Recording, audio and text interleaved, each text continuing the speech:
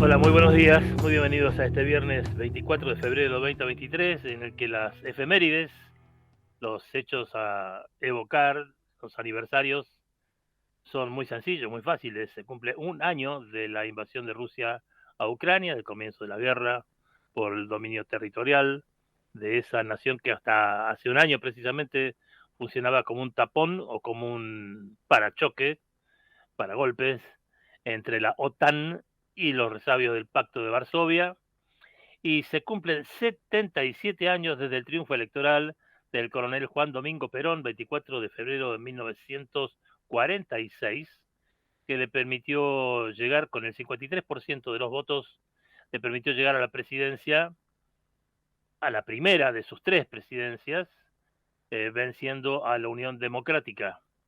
Hay que recordar que se valió de un partido, el laborista, que en menos de un año, ya en el gobierno, ya siendo presidente, lo demolió, metió preso a su, a su líder, que había facilitado el 17 de octubre del 45 y el triunfo electoral del 46, metió en cara al líder y se creó el Partido Justicialista.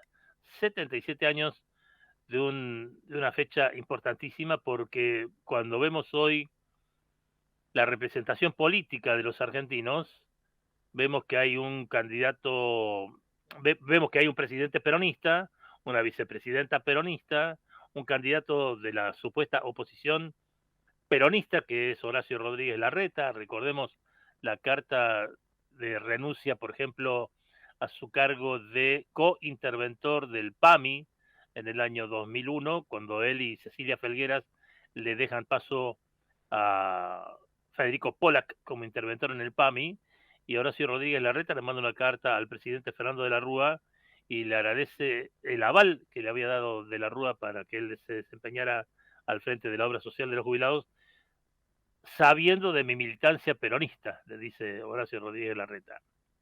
Y el candidato del oposicionismo a la gobernación de la provincia de Buenos Aires es Diego Santini, también peronista, hijo de peronistas, del director del Banco Nación durante el Menemato. Durante el Menemato también fue cuando Horacio Rodríguez Larreta, Horacio Rodríguez Larreta, porque hay muchos Horacio Rodríguez Larreta en la historia, ¿no? Así como hay varios Federico Pinedo, y todo se remonta precisamente al golpe del 6 de septiembre de 1930. El secretario de la Corte Suprema de Justicia de la Nación que avala el golpe contra Hipólito Yrigoyen se llamaba Horacio Rodríguez Larreta. El padre de este Horacio Rodríguez Larreta se llamaba Horacio Rodríguez Larreta, fue jefe de asesores del ministro de Defensa Oscar Camilión cuando se produjo la exportación ilegal de armas a Croacia y al Ecuador, y en ese momento Horacio Rodríguez Larreta obtuvo el dinero necesario para crear la Fundación Sofía, el Grupo Sofía, que nucleó a diversas personas interesadas en adquirir conocimientos acerca de cómo administrar la cosa pública. Entre los feligreses del Grupo Sofía estaba un tal Martín Lustó, y estaba una tal María Eugenia Vidal. Bueno, todo esto tiene que ver, este árbol genealógico tiene que ver con este momento particularísimo de Peronlandia, en el que pululan candidatos a la presidencia y, y la casta política se empieza a regodear una vez más en una campaña. Vivimos de campaña en campaña y esta es una de las cuestiones que cuando uno piensa en la casta política, ¿cómo rompemos la casta política? Uno de los mecanismos para romper la casta política sería espaciar las campañas. Tenemos campaña cada 2 años, o sea, es una campaña constante. 2 años, están los que necesitan posicionarse, los que necesitan travestirse, los que necesitan mostrar otra cara. Bueno, necesitamos un voluntario que vaya a Comodoro Pi, al tercer piso donde funciona la Cámara Federal de Casación Penal, y grite fuego, fuego, para ver si la jueza Ana María Figueroa levanta el culo de la silla y libera el expediente en el que está sentada de las causas Otesur, Los Sauces.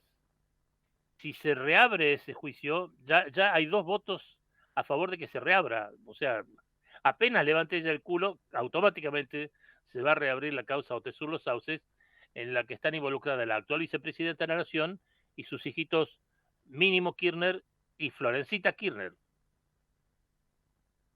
Si se reabriera ese juicio, quedaría resuelto el nudo político de la próxima elección, ya no habría más joda. La Maléfica tendría que estar dedicada exclusivamente a...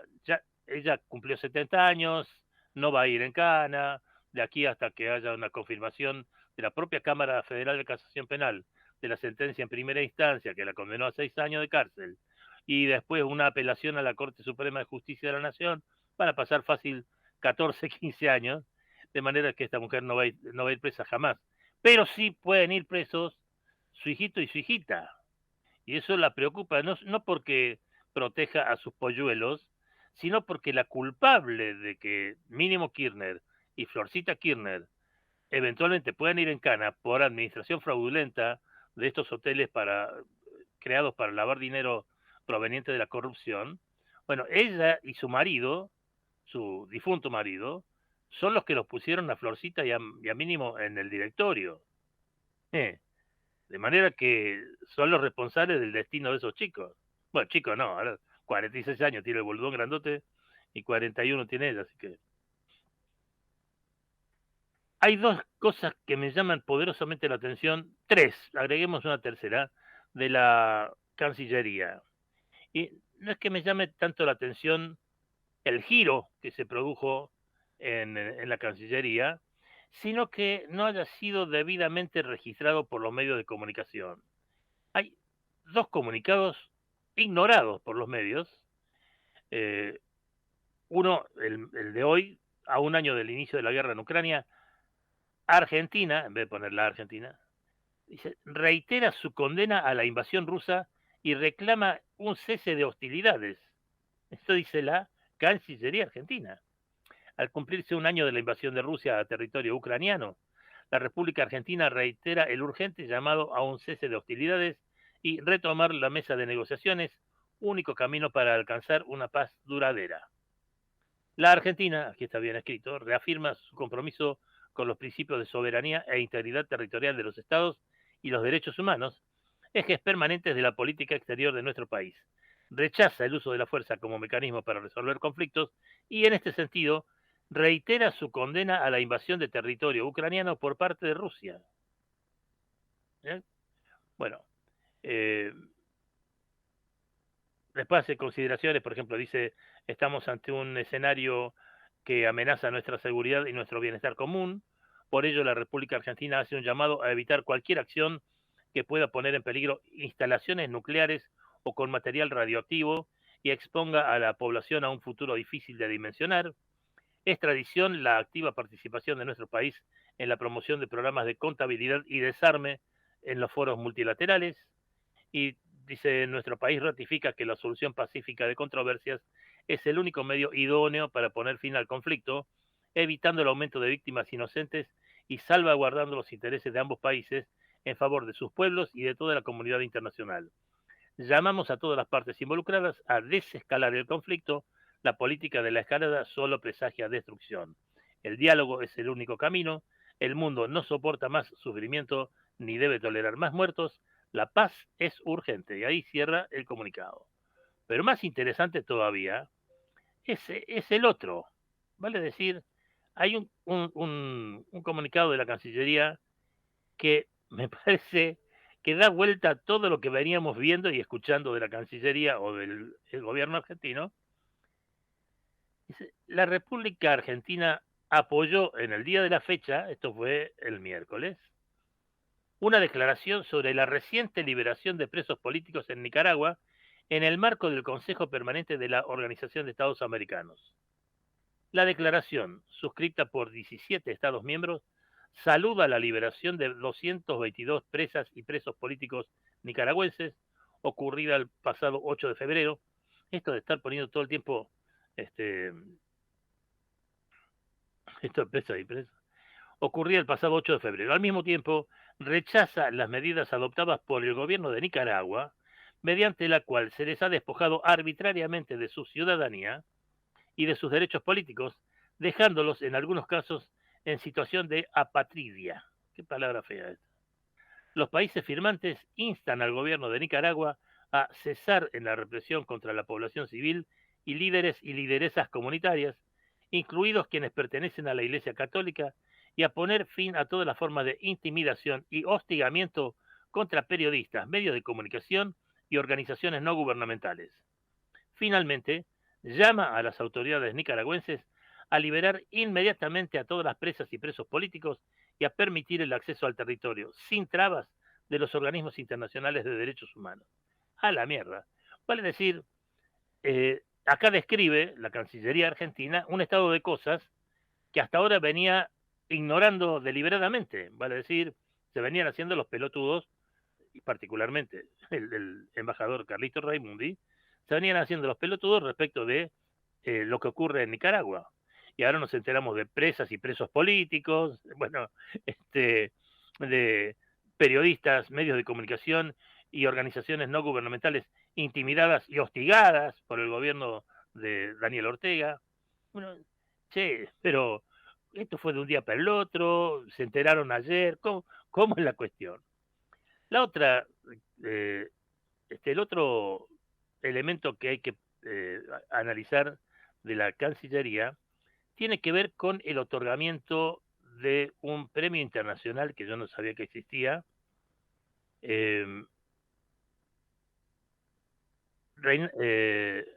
A ver, es el Premio Internacional Emilio Fermín Miñone a los Derechos Humanos.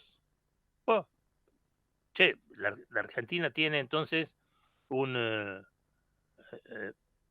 Cafiero. Nuestra región debe estar unida y alzar su voz frente a las nuevas derechas y los intentos reaccionarios.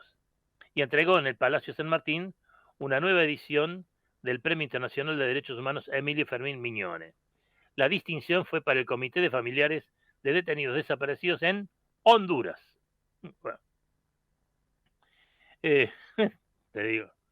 Bueno, a mí me gustaría recordarle a Santiaguito Cafiero que Emilio Fermín Miñone fue funcionario de Onganía, fue nada más y nada menos que el ministro de Educación, que se llama director general de escuelas, ¿no?, en la provincia de Buenos Aires, y después fue asesor del propio Juan Carlos Onganía, un ultracatolicón jodido, que despertó al tema de los derechos humanos cuando su hija, Cecilia creo que se llamaba, que era catequista en una villa miseria próxima al regimiento Domingo Viejo Bueno, que fue la última gran batalla perdida por el Ejército Revolucionario del Pueblo en las postrimerías del gobierno de Isabel Martínez de Perón. Bueno, ahí murieron un montón de guerrilleros, fue una operación entregada, vale decir, hubo un miembro del ERP que tenía relaciones con el ejército y le avisó al ejército que se iba a producir ese ataque, el batallón de Arsenales Domingo Viejo Bueno, ¿no? El asunto es que murió un tendal de guerrilleros y algunos de los sobrevivientes se escondieron en la villa miseria contigua al regimiento y hubo persecución encarnizada de parte del ejército, cayeron villeros y cayeron guerrilleros, y entre las personas detenidas en ese operativo represivo estuvo la hija de Emilio Fermín Miñone. Ahí descubre Emilio Fermín Miñone el tema de los derechos humanos, se vincula con la Asamblea Permanente por los Derechos Humanos, y esto fue en el 76, ¿no? Principio del 76. La Asamblea existía desde noviembre del 75. Y en 1980, Emilio Fermín Miñone, que tenía muy buenas relaciones con el Departamento de Estado de los Estados Unidos y con empresarios de los Estados Unidos particularmente, viaja a los Estados Unidos y vuelve a la Argentina con una oferta de la Fundación Ford, de la fábrica Ford, de fábrica de autos Ford, de $2 millones de aquel momento, para apoyar los derechos humanos en la Argentina, qué sé yo. Y le dice a la Asamblea que hay $2 millones disponibles de la Fundación Ford. Y la Asamblea, que no tenía un mango y que vivía de las donaciones de las iglesias protestantes de Alemania, por ejemplo, y de Holanda, le dice, no, no podemos aceptar de la Ford una donación, porque la Ford, primero que acá en la Argentina, la Ford está vinculada con desaparición de personas, tuvo un campo de concentración en la planta Ford de General Pacheco, no, no podemos, estos quieren lavarse la cara con esta donación. Y entonces Emilio Fermín Miñone, con esa plata, funda lo que es el CELS, mal llamado Organismo de Derechos Humanos, que es una empresa que lucra con los derechos humanos, tiene un plantel de abogados, tiene un plantel de profesionales del derecho que hacen juicios y reciben pagos por esos juicios, reciben honorarios por esos juicios, y eso todo nace de la Fundación Ford, que siguió, por supuesto, todos los años, siguió donando plata para el CELS. Pero no me parece que Emilio Fermín Miñones sea una persona señera en materia de derechos humanos. Una personalidad señera en materia de derechos humanos es, por ejemplo, Alfredo Bravo. Alfredo Bravo, sin que nadie le hubiera secuestrado a un hijo ni nada por el estilo, se preocupó por crear la Asamblea Permanente por los Derechos Humanos y defender esos derechos de personas que no tenían ningún grado de familiaridad con él, ni parentesco, ni había lazo sanguíneo alguno. Eso es defender los derechos humanos. Cuando los defendes por principio, no porque te secuestran un hijo o una hija. Pero esto de que la Argentina adhiera al documento de la OEA sobre Nicaragua es sorprendente, sobre todo por el texto, ¿no? Vale decir, la admisión de que el gobierno nicaragüense hostiga y persigue periodistas, a miembros de organizaciones no gubernamentales, a miembros de la Iglesia Católica. Bueno, bárbaro. Finalmente transcurrieron los meses plenos de verano, de enero y febrero, sin que el honorable Senado de la Nación tuviera sesiones extraordinarias. Bueno, el Poder Judicial tiene un cuarto de juzgados vacantes.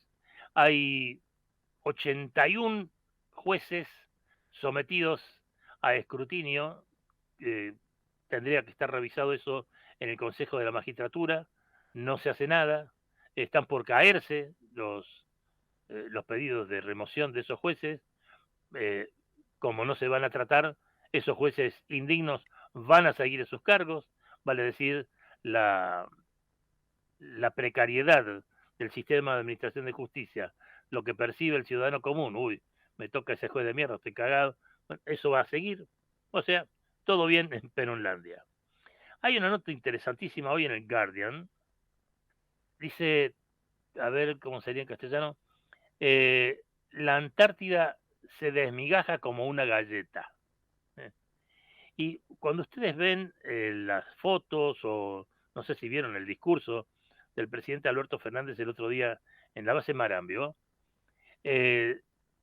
cerca de donde estaba parado el presidente, cerca de donde estaba el atrilcito ese, había manchones verdes en el piso. Y eso es inaudito, es imposible que haya manchones verdes en la Antártida, es todo hielo, todo blanco. Bueno, el asunto es que la nota esta del Guardian habla de la enorme preocupación por cómo el confín más prístino del mundo, más limpio hasta ahora, se está haciendo percha y se deshiela a una velocidad inusitada. No, ninguno había calculado, ni el más apocalíptico de los informes científicos había calculado o había dado con precisión la velocidad a la que se está derritiendo el hielo de la Antártida. Me sorprende que el presidente no haya hecho alusión a la necesaria eh, observación o a la necesidad de adoptar medidas urgentísimas, perentorias, en materia de medio ambiente, a pesar de que el inútil de Juan Cabandier integró la muy amplia comitiva presidencial que llegó a la Antártida. Ya saben ustedes que una de las noticias del día es la, la candidatura de este tipo tan desagradable que es Juan Grabois, hijo de otro tipo mucho más desagradable todavía, Pajarito Grabois, bueno, competencia entre padre e hijo para el cual es más repugnante. Ayer, junto al gobernador de la provincia de Buenos Aires, se les colgó con insultos al presidente en el sentido de que desea que el año que viene haya un presidente que, a ver las palabras exactas, el año que viene no quiero a otro mediocre, otro tibio, otro cobarde. Todo eso, todo eso dicho acerca del presidente Alberto Fernández, e insisto, abrazado al gobernador de la provincia de Buenos Aires, Axel Chiquillof, por quien Alberto Fernández tiene constantemente gestos que además harían necesaria una especie de arqueo, ¿no? Cuánta plata recibe Chiquillof y cómo administra y qué destino tiene esa enorme cantidad de guita que le manda la presidencia. Hay que recordar que hay un conflicto abierto con la ciudad autónoma de Buenos Aires por haberle sacado plata a Buenos Aires para enviársela por carril rápido a la provincia.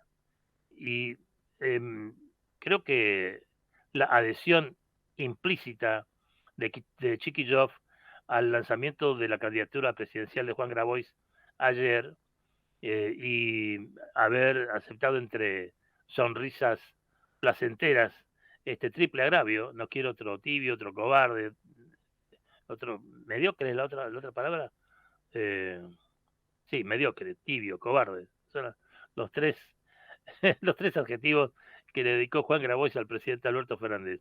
Insisto, ante una sonrisa espléndida de Axel Chiquillof al lado.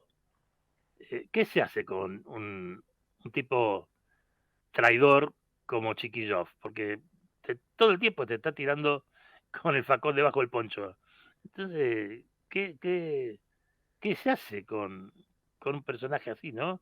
Qué desagradable es la cohabitación, una palabra que me encantaba. A mí me gusta más esa palabra que, que esta coalición.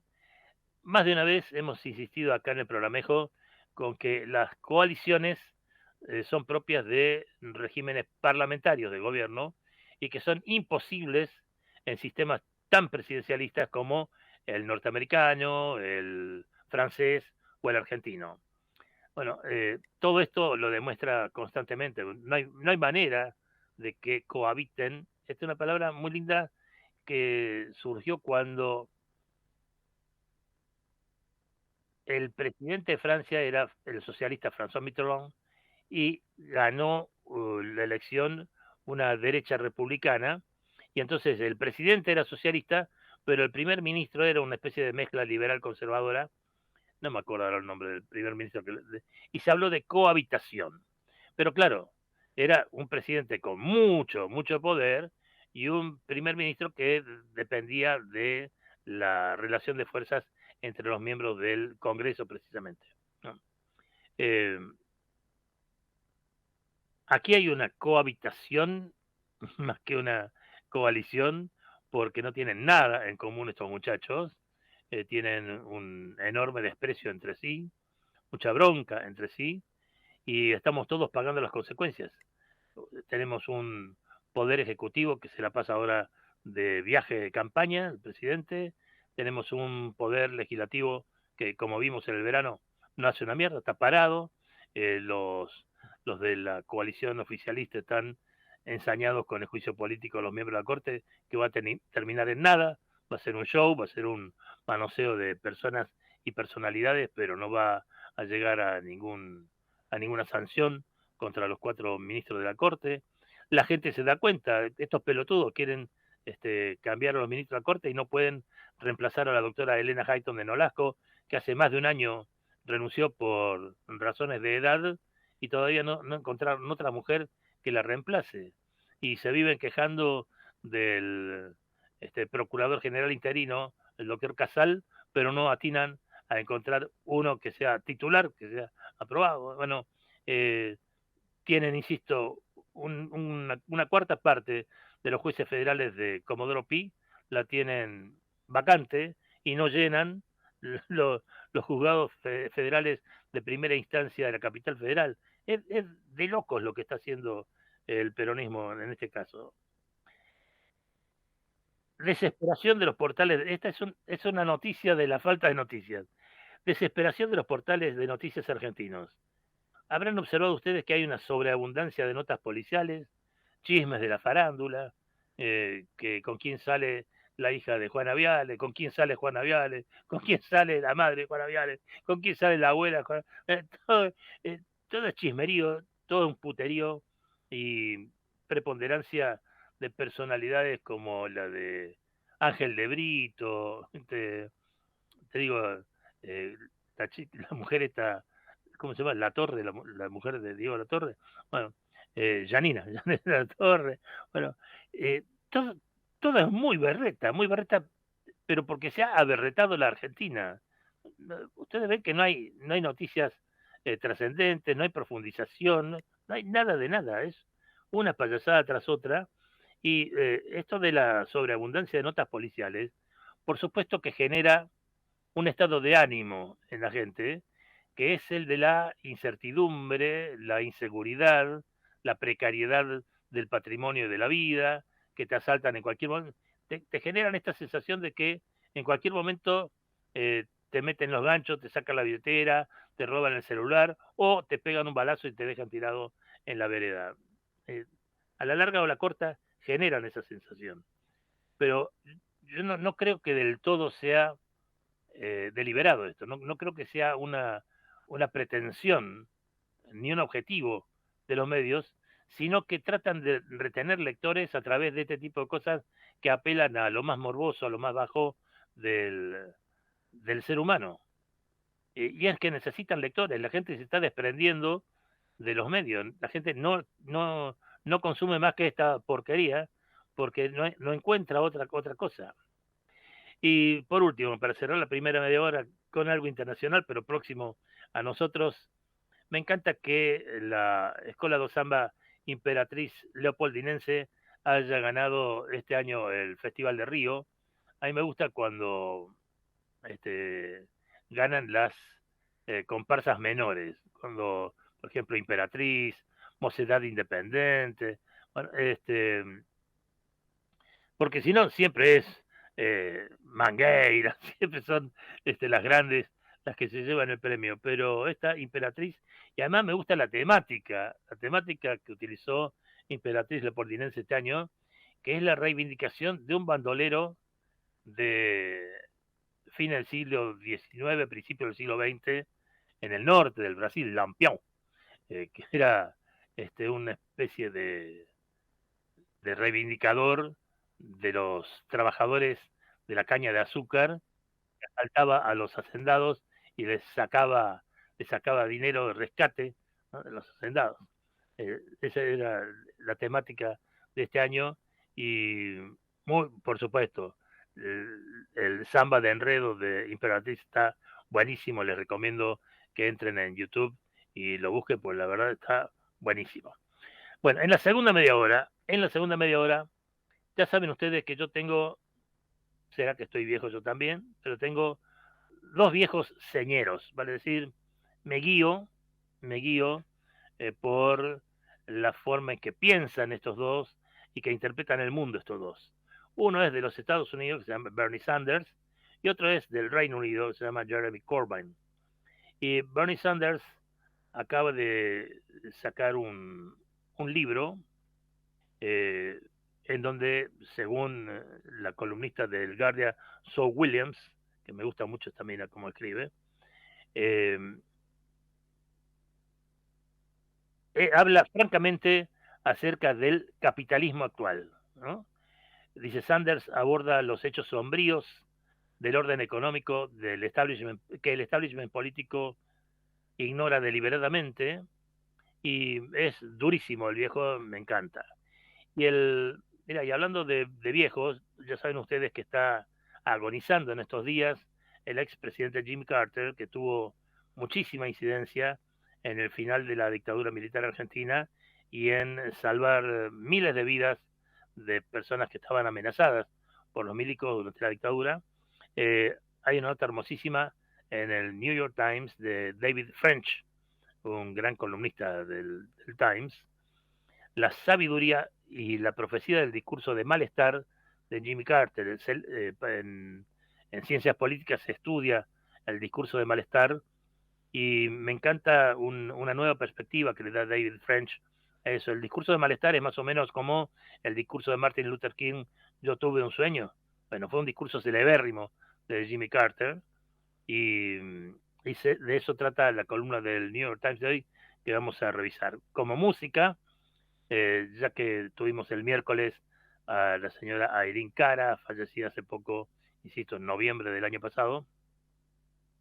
La recordábamos por su tema de Flashdance y ahora la vamos a recordar por un tema previo de otra comedia musical que se llamó Fama, celebérrima, por la que ganó un Oscar, además por la música, ganó el Oscar, un Globo de Oro, ganó todo ese año con este tema Fame, interpretado por ella misma, porque además es la protagonista de la película. Esto, insisto, va a ser en la segunda media hora, así que vamos al corte, Javier.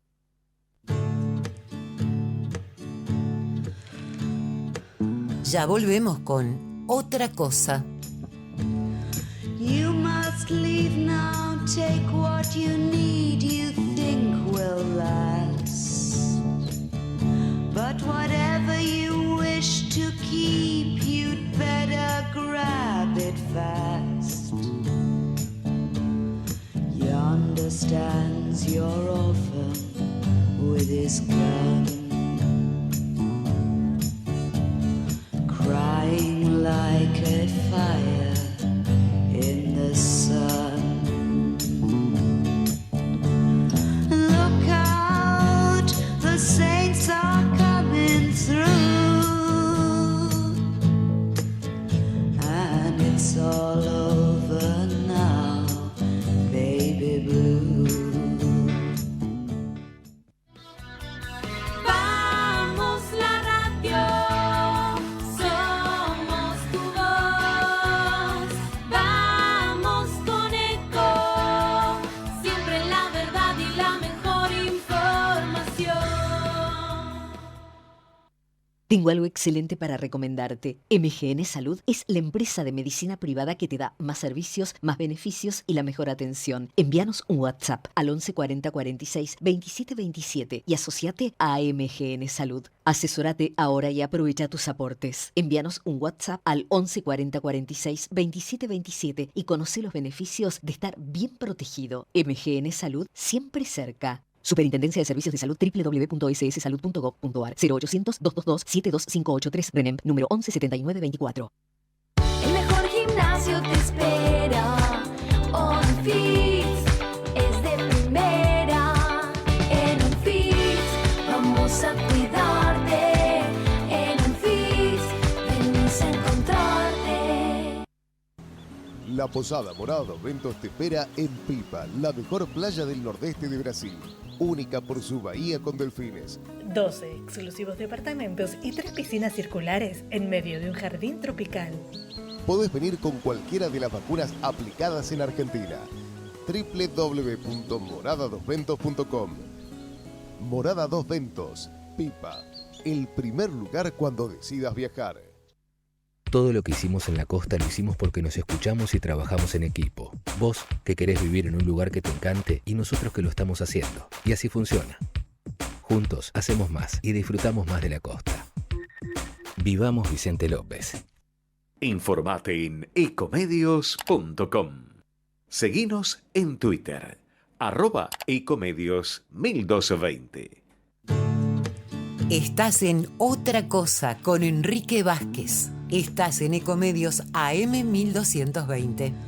You must leave now, take what you need, you think will last. But whatever you wish to keep, you'd better grab it fast. Yonder stands your orphan with his gun, crying like a fire in the sun. Look out, the saints are coming through, and it's all over now, baby blue. 28, 34, 58. 73. No importa si tenés 18 o 70 años, vos también podés terminar la secundaria de forma virtual y desde cualquier lugar del país. Con educación hay futuro. Conoce más en buenosaires.gov.ar/terminal la secundaria. Buenos Aires Ciudad. Tenemos el litio que el mundo necesita y lo que se necesita para ser un gran país. Gobierno de Jujuy. El norte a seguir. Estás en Otra Cosa con Enrique Vázquez. Estás en Ecomedios AM 1220. You must leave now, take what you need, you think will last. But whatever you wish to keep, you'd better grab it fast. Yonder stands your orphan with his gun, crying like a fire in the sun. Look out, the saints are coming through, and it's all over now, baby blue. The highway is for gamblers, better use your sense. El artículo en que Zoe Williams comenta el último libro de Bernie Sanders en The Guardian arranca con una cita de Bernie Sanders, entre comillas: cuando hablamos sobre el supercapitalismo en su forma más cruda, sobre la codicia que no conoce límites, sobre las corporaciones que se oponen brutalmente al derecho de los trabajadores a organizarse, sobre los abusos de la riqueza y el poder que destrozan nuestra sociedad, estamos hablando de Amazon. Y cuando hablamos de Amazon, hablamos de Jeff Bezos. No sé si te queda claro que el viejo este no tiene pelos en la lengua, no tiene prurito, no se anda con... Bueno, me encanta, la verdad. Bernie Sanders es de una entereza impresionante. Que es más o menos, y no en vano, él fue uno de los, creo que fue el jefe de campaña de de Jimmy Carter a la presidencia. La nota de David French hoy en el New York Times dice: el 15 de julio de 1979, el presidente Jimmy Carter salió de sus días de aislamiento para pronunciar el discurso más importante y memorable de su vida. Carter había cancelado sus planes de vacaciones y se pasó más de una semana enclaustrado en Camp David, donde se reunió con un flujo constante de visitantes que compartieron sus esperanzas y temores sobre una nación en apuros, la mayoría que estaban preocupados por una serie de crisis energéticas. Carter, sin embargo, percibió un problema más profundo. Los Estados Unidos tenían el corazón herido. El presidente creía que sufría el país una crisis del espíritu. Su discurso fue uno de los más inusuales de la historia de los presidentes. La palabra que se le ha pegado, malestar, Ni siquiera aparecía en el texto. Fue la palabra con la que sus críticos definieron o a ver, etiquetaron su discurso, y desde entonces se ha convertido en algo cercano a la historia oficial. Todo el mundo, por encima de cierta edad, conoce de inmediato y con precisión el significado de la frase el discurso del malestar. Dice David French: creo, por el contrario, que la mejor palabra para describir el discurso hubiera sido pastoral. Qué palabra que me gusta mucho esta. Un presidente cristiano fiel aplicó las lecciones que tan claramente había aprendido de tantos años de estudio de la Biblia e incontables horas en la iglesia. No mires la superficie de un problema. No tengas miedo a decir verdades duras. Sé humilde, pero también convoca a la gente a un propósito superior. Qué bueno sería esto para la mierda de candidatos que tenemos hoy, ¿no? Para esta especie de pléyade, si ustedes prefieren, de candidatos de mierda. El discurso resultante fue sincero, fue elocuente, y sin embargo ayudó a hundir su presidencia. Si lees el discurso ahora, dice David French, vas a ver su verdad y su profundidad, pero irónicamente es una dirección más adecuada a nuestro tiempo que al de aquel suyo. El mayor discurso de Jimmy Carter se pronunció 4 décadas antes de tiempo. Es más o menos como lo de Alfonsín en Parque Norte, algo así, adelantado, ¿no? A su tiempo. Dice David French: el propósito ostensible del discurso era abordar la crisis energética. Cualquiera que recuerde la década de 1970 conoce las líneas de gas y el sentimiento de impotencia de que la prosperidad de nuestra nación dependía del petróleo extranjero. Sin embargo, ese fue solo un desfile aparentemente interminable de problemas estadounidenses. Para 1979, el país había experimentado una serie reciente de asesinatos políticos traumáticos, disturbios urbanos que eclipsaron los disturbios del verano de 2020 en escala e intensidad, disturbios en los campus universitarios que hacen que las controversias actuales sobre el despertar parezcan civilizadas y pintorescas, la derrota en Vietnam y la profunda corrupción política de Richard Nixon, y al mismo tiempo las tasas de inflación eclipsaron lo que experimentamos hoy. Cuando se dirigió a la nación, Carter dio un paso atrás. Con su característica calidez discreta, describió su propio periodo de reflexión. Se tomó el tiempo para escuchar a los demás, compartió lo que escuchó y luego pronunció palabras que resuenan hoy. Los síntomas de esta crisis de espíritu estadounidense están a nuestro alrededor, dijo, y describió síntomas que reflejan nuestra realidad actual. Por primera vez en la historia de nuestro país, la mayoría de nuestra gente cree que los próximos 5 años serán peores que los últimos 5. Eso dijo Carter en 1979 y es aplicable plenamente a Peronlandia hoy, ¿no? Mientras tanto, el año pasado, un récord del 58% de los estadounidenses les dijo a los encuestadores de la NBC que los mejores años de nuestra nación quedaron atrás.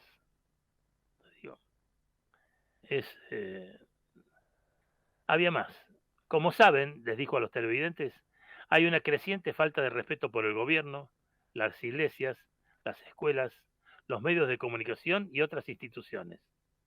Tenía razón, pero en comparación con el ahora, los estadounidenses eran mucho más respetuosos con prácticamente todas las instituciones importantes, desde el gobierno hasta los medios de comunicación y el sector privado. Solo a los militares se les va mejor ahora a los ojos del público. Y después estaba este párrafo punzante, dice David French.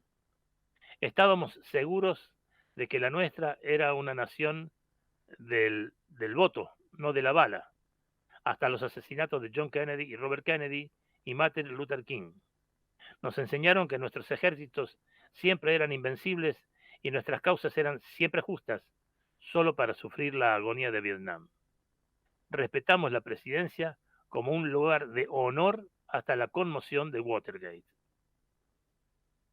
Dice David French, cuando leemos estas palabras después de la avalancha contemporánea de tiroteos masivos, la angustia de la retirada de Afganistán y la agitación de 2 juicios políticos contra Trump, podemos ver de nuevo los paralelos con el hoy. Estamos familiarizados con los discursos políticos que recitan la letanía de los desafíos estadounidenses, pero no estamos familiarizados con los discursos que le piden al pueblo estadounidense que reflexione sobre su propio papel en una crisis nacional. Carter llamó a su audiencia a mirarse en el espejo. En una nación que estaba orgullosa del trabajo arduo, las familias fuertes, las comunidades unidas y nuestra fe en Dios, muchos de nosotros ahora tendemos a adorar la autocomplacencia y el consumo. La identidad humana ya no se define por lo que uno hace, sino por lo que uno posee. Te digo, es lindísimo el artículo y sobre todo es fantástico revisitar los años de Carter. Eso de revisitar es muy del rock, ¿no? Pero es muy interesante revisitar los años de Carter porque ahí encontramos muchas claves para entender lo de Peronlandia, ¿no? Muchas claves para entender lo de Peronlandia. Les cuento que hoy, hablando de rock, hay una nota enorme en el diario El País de Madrid,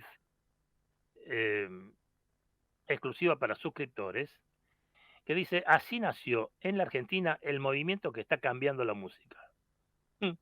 Viajamos al lugar donde empezó la explosión urbana que triunfa en las plataformas y en los conciertos con artistas como Bizarrap, Nicki Nicole, Woz, Nati Peluso o Duki.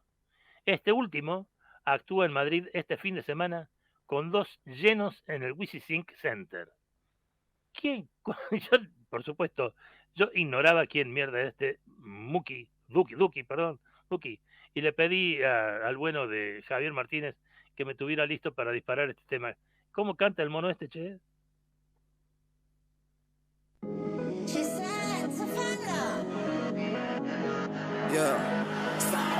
Si me sobrara el tiempo, tú sabes, yo sé que te robo mañana. Desaparezco de la faz de la tierra y no vuelvo por un fin de semana. Es que estoy pa' ti, bebé, solo dime a ver que si tienes ganas tengo puesto mi interés. Pa' que hagamos conexiones como el internet y nos sacamos un par de fotos para el Pinterest. No importa dónde estés, te quiero a mi lado. Listo para la guerra, tú mi arma es un soldado. Deseándote en mi cama después de un soldado. Te salí a buscar, baby, ¿dónde estás? Rompo el frío cuando estoy contigo. La luna es testigo de esas cosas que nadie puede ver. Si esto le molesta, que miren para otro lado. Si me sobrara el tiempo, tú sabes, yo sé que te robo mañana. Desaparezco de la faz de la tierra y no vuelvo por un fin de semana. Por ti estoy aguantando los disparos, me peleo con tipo ya está, Javier, malo. ya está, por Dios, por favor, Javier, ya está.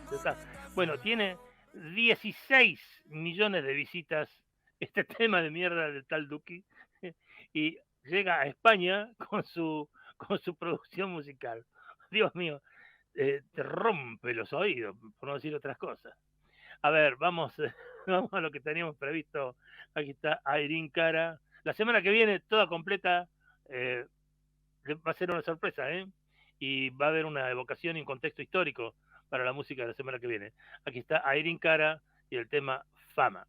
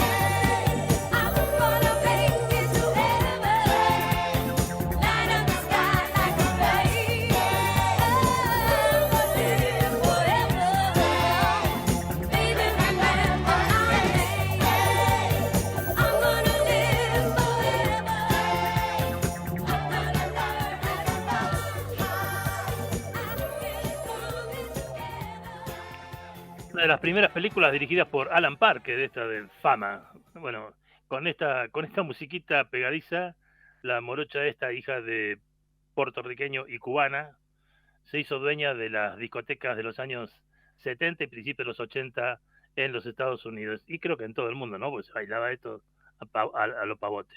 Bueno, más o menos reparamos los tímpanos después de haber escuchado al señor Duki. Un gusto conocerlo, Duki. Nunca más en la vida. Pero ya tiene, insisto, el país dice que este fin de semana tiene lleno un estadio en Madrid.